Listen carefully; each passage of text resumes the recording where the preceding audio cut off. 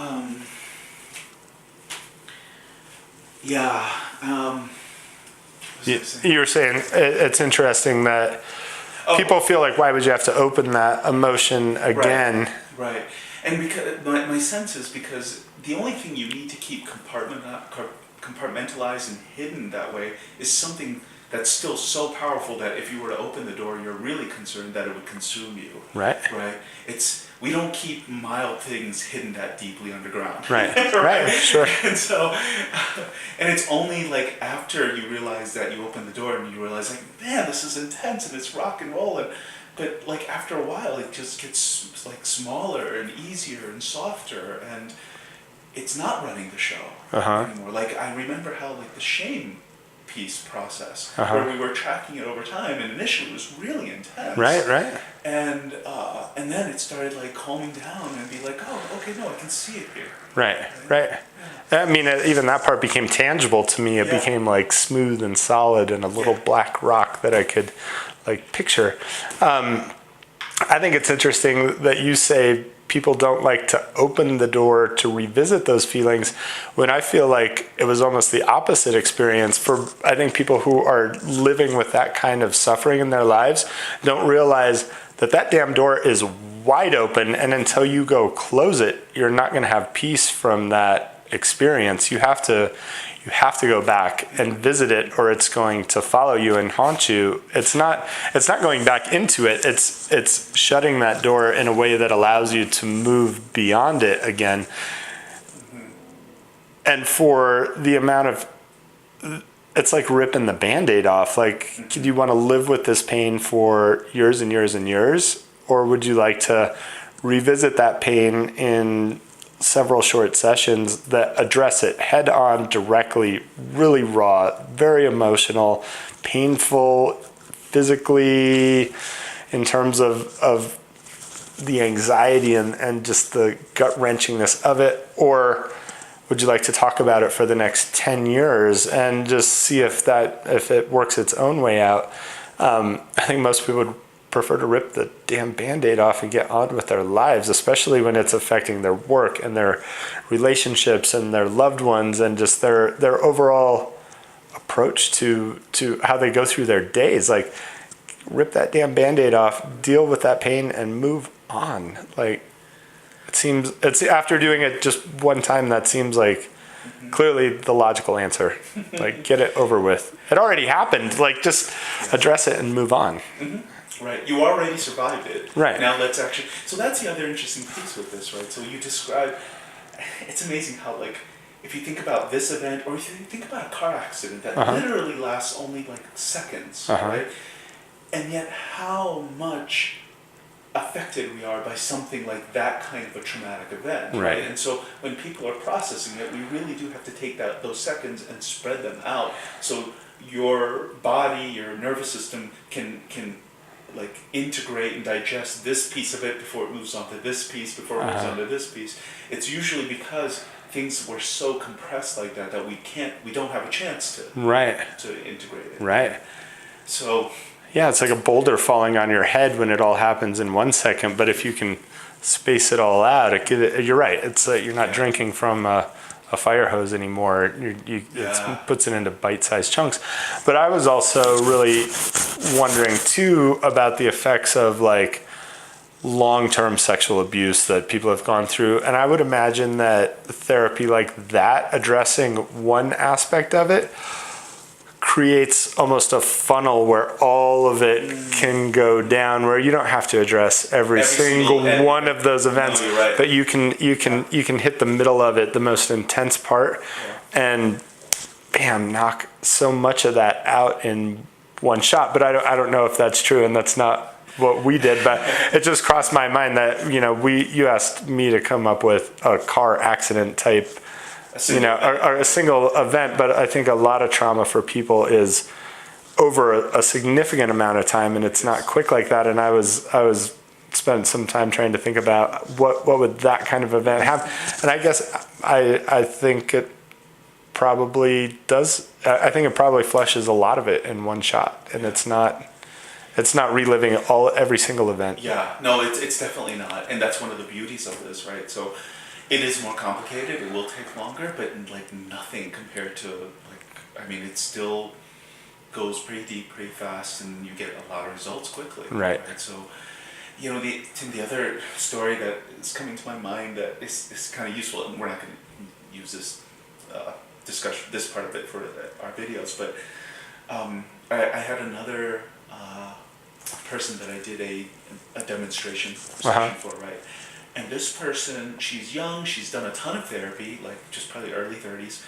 And this person's actually gone to this place called Rhythmia in, it's in South America, I can't remember where, Costa Rica, right? And it's basically this like 4-star like retreat place where you get massages, there's yoga, all this stuff, right? But the core of the program there is ayahuasca. Oh, sure. Right? And so this person has done 12 ayahuasca ceremonies over a period of time, right?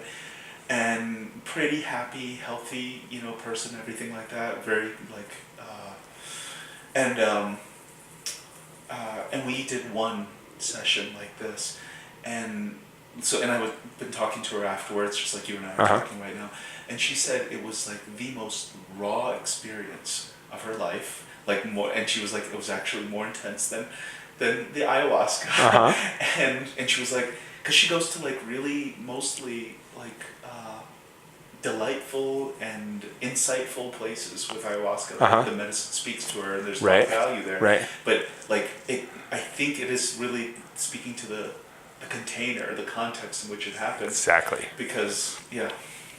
Oh, I agree. I absolutely agree. It's the process that you bring to the table. It's not the vehicle. It wasn't the cannabis. It wasn't. My guess is it's not any of the drugs. That's just the vehicle to get there. But it's the process that you bring to the table that gives it the effectiveness. I mean, like I said, I've used cannabis for years and years and years. Never have I had the experience that I had last Thursday with it. The only variable that we changed was you. You are the variable. And it was that level of expertise guiding that experience, and the questions that you asked and the way that we reflected on the physical sensations and the emotional sensations, and not letting that story blow up too quickly, but controlling the explosion and then analyzing it and letting it get a little more and analyzing it, that allowed for the process to occur. Otherwise, the process was, the experience in reality was so fast, and the cannabis is something that is not generally like that. Most people don't take cannabis and smoke it so that they can magnify their emotional and experience into something that is, you know, maybe they don't even feel like they can wrap their arms around it. That's an uncomfortable place to be.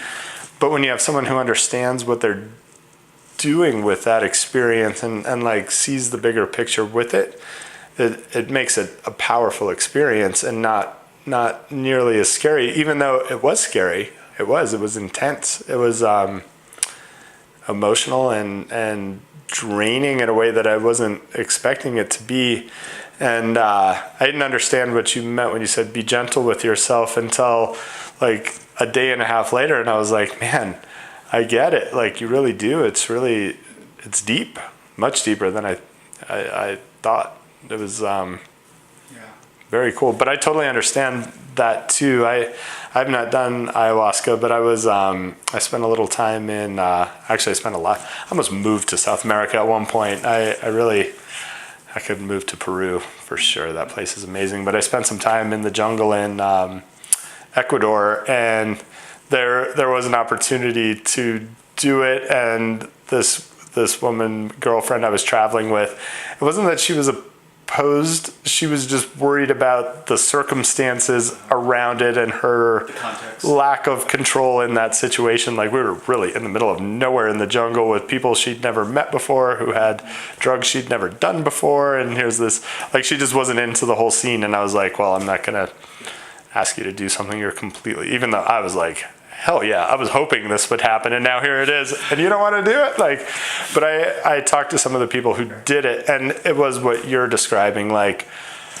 a happy, enlightening, it wasn't a like, okay, now that you're on the ayahuasca, let's focus on the worst thing that's ever happened to you in slow motion, and let's really dive into that and talk about how that felt. That was not the experience anyone was going. It was more of a recreational experience of how do you open your mind up using this drug to have a enlightened feeling about life. And I felt like we used cannabis like that too in the therapy session at the end when you said, okay, we've reached a point where the road forks and we can continue down the path that we've been on if you want to go down there, or we can hang a right-hand turn here and come out of this. And when we came out of it, we spent the next 15 or 20 minutes talking about happy, nice, great things that gave you that sort of a sense everything's going to be okay and it is working out sort of feeling.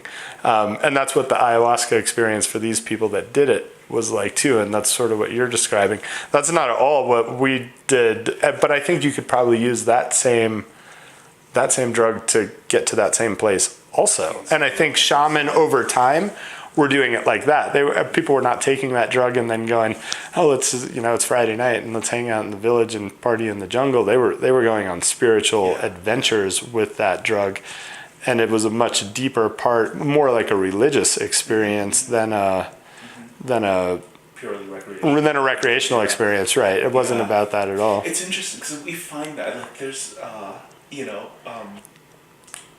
there are what I would call either the psychonaut community or the people that would go to South America and do like ayahuasca or other types of psychedelics, and they mostly use it in a ceremonial religious context, right? Uh-huh. But I think when Westerners, so here's my sense of it, and this is our articulation of what Innate Path is about, right? The idea is that Westerners go there, and I think Westerners hold a kind of alienation and a kind of trauma that these indigenous cultures don't, right? And I think the technology, if you want to call shamanism a technology, like the rituals and processes that they've set up are not, they're obviously very powerful and everything like that, but we know lots of people that have had, 50, 60, 100 of these like big like transpersonal, transegoic plant medicine experiences, and they get a lot out of them, but their personality structure, their core egoic wounds are untouched by those medicines, and it's because the context is not a Western mental health context. They're not. The context isn't designed to address the type of wounds that we have. Right. Like, I mean, indigenous mind culture, like indigenous cultures, they don't like leave their babies alone, things like that. They just carry them all the time. Right. So you don't have these like attachment wounds that we have in our culture, right? So our sense about this is they're leading the way, and there are these incredible medicines that they have, and we can't misappropriate their traditions. I think we have to develop our own traditions around this, right? Like, so for example, the person that I was telling you about, like had 12 sessions, and then they did one cannabis, which is considered a mild drug with this, is able to go that deep, right? So that's just a sort of a sense of our sort of mission, and vision, and things like that. There was one other piece that I wanted to. I thought it was pretty relevant in terms of the process here, but I can't remember it. Well, it feels to me like the pendulum has really it's swung to these are. I don't know who makes this decision. Like, when did that decision get made that this, to me, like these psychedelic aspects of mental health, someone who didn't understand what they were doing, which feels to me like how government works in a lot of our lives, made a decision with no knowledge at all about what could be done. And in the same way that there are classes of drugs that deal with different aspects of health, psychedelics are a class of drugs that has just been completely alienated and shamed and not even addressed. And I think that you are going to make that pendulum swing back the other way by enlightening people to the medicinal effects of them through therapy like that. And the pendulum is going to go to the other side. It's happening. It is happening. It's an awakening. Yeah. It was to me. It completely is, right? Yeah. And we're having the same thing at a cultural level at this point with like places like Hopkins and different major universities doing all this research. You can't shut it down anymore. That kind of thing. Right. I remember the other piece that is kind of unique to you here, because it's interesting being an owner of a dispensary. One would think that it's in your best interest, or in a manufacturer of this, one would think that it's in your best interest that people use cannabis in the more symptom management way. Like, okay, I have to use it every day to deal with my anxiety and my depression and my symptoms. And you seem pretty excited about people using it in a way that potentially they may use it much less. Sure. So. I am. That's a great point. I hadn't really thought about that. Yeah. I am excited to see something that I believe has so much potential to do good in people's lives, magnified in a way that it can do 10 times as much good with someone who understands how to walk down that path with it. If that meant someone used cannabis, well, my wife would be a good example. She does not use cannabis. And I bet I've talked to her 10 times in the last week about this experience that I had last Thursday. And last night she was like, okay, like I have to check this out. I'm willing to devote a couple hours of my life to see what this is about. And she's a person who's done therapy for years and years and years, talk therapy, and has experience in that realm. I was like, for all the time and energy you're putting into that, a few sessions of something different might be the answer for you, because it doesn't seem like what you're doing is getting you to where you want to go. So maybe there's a different way to get there. And I think you provide that different way. So in her case, someone like her who, only uses cannabis just for that experience, well, great. If that is the only experience they're going to have with cannabis, that is the one they should have with cannabis. Right. The one where it truly addresses their pain and their symptoms and lets them lead a better life. If you can find that with cannabis by it helps you get a better night's sleep, or it makes you a happier person around your grouchy family, or whatever it is that people use it for in other ways, I think that's fine too. But if it were something that really was a profound life-changing way, well, damn, that's how I want people using it. So I'm okay with that part too. We have more than what we need. Okay, man, that's awesome. I'm just so excited. I think it's just so cool what you guys are doing. So it's very, very neat. So yeah. I mean, by the way, I'll offer, if you wanted another session, I'm more than open. Okay, I think I thought about it a lot. I don't see how I don't.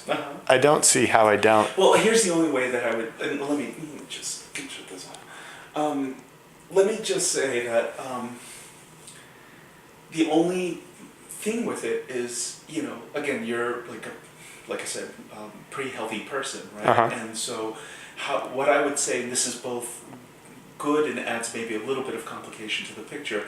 I think this particular event, actually we broke the back of it. That would be my speculation, right? But usually, let's say it's not like a single event trauma, but it is long-term sexual abuse, right? Right. Where the first time we go in and we go this deep with it, and you're basically, we're sending signals to your nervous system, which is making all the decisions here, to say, okay, I can trust this environment, I can trust the person that I'm with, and I can trust this process internally. Right? I can trust that if there's big intense emotions come to me, I can be with them and then they get better. So once your system figures that pattern out, then it's next time we go in, it'll go a lot deeper. Right? And so my only, I would be happy to give you another session, so you get another like this, Right. or we just blow this out, right? Right. I think that's what would happen. The possible complication is, because of the nature of these medicines, we can't be so specific around where it goes. What if it says like, what if the medicine along with your psyche says like, oh, this is interesting, but let's go here because would be a lot more fruitful for me to process this thing over here. And so we never know what doors will be opened. I would suppose. Right. And if you're in long-term therapy with me, that's fine, right? We can let it go anywhere we want. You and I can handle that, and we'll deal with it that week or the next week or whatever. But if we're not in a long-term therapy relationship and we're going deeper, there may be like, well, if for some reason we decided to do another session, you found like, wow, this didn't really open up something big that I didn't even know about, and you wanted to continue with it, then you can just see Jen. She's equally as good at this as I am. So I'm saying. Well, I appreciate that, and I mean, your insight is profound because you've done this for years and I have not, and you clearly see a bigger picture than I do. I'm like, I got one little peek into the door, and you know what it is. I guess I'm wrestling with. I would rather like be friends with you and take you on a raft trip than have you be my therapist. I'd rather like invite you up and let you meet my family and let's go for a hike in the woods and stuff rather than end up in this like patient therapist sort of a role. Because I don't want you to feel like, oh my God, now I have to talk to Tim about all his problems again. Like I would rather. So I was wrestling with that this weekend too. I was like, damn, I don't. But I so appreciate how good you are at what you do also. So I'm open to either one of them. So the answer is yes. I would love to do that again. I thought it was just incredible. I'm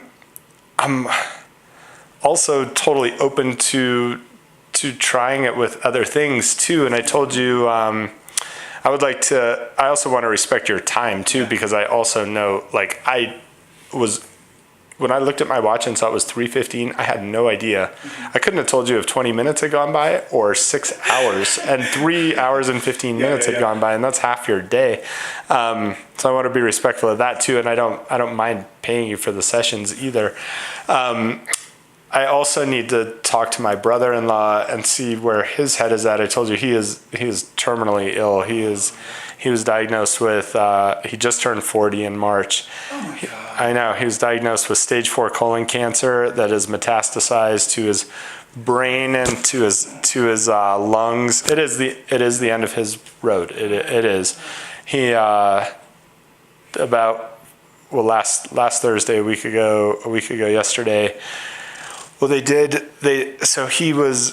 he's sort of, God, he's sad to me. He's like a person, he's a great person.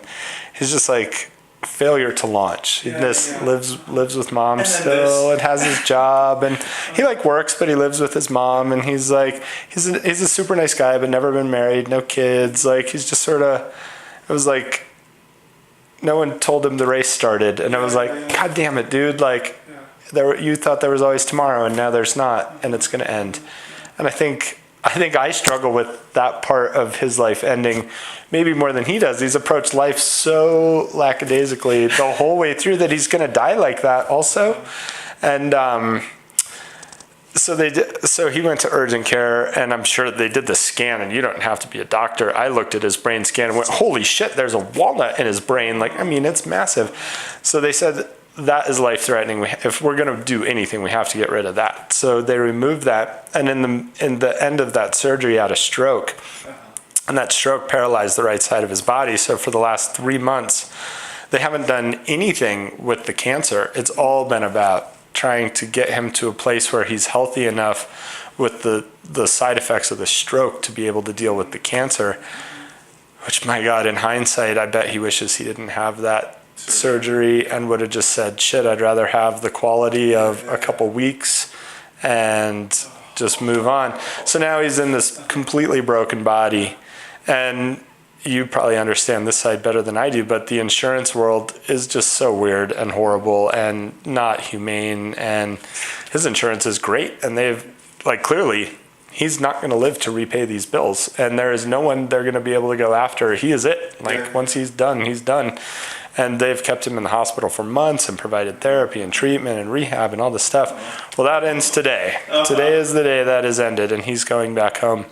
And like what we, I mean, it's heavy, but it's also, it is the end of his path. Like, it really would, no, maybe he has 3 months longer than I do, because maybe I get in a car accident Yeah. on my way home. And I mean, who knows? Like, that's what's But you're crazy. spared The anxiety of of, that fact. right. But he is conscious of it. And I wonder, like, we've never been super, I've been married to his sister for a long time, but we've never, just by virtue of like kind of how he lives his life, we don't have that much in common.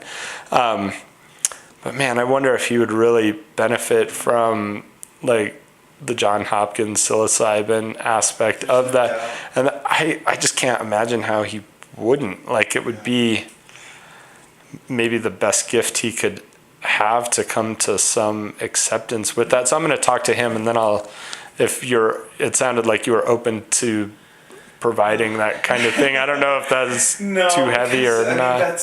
mean, the what he's dealing with is not too heavy. I think I would be honored, actually. You know, it's like really,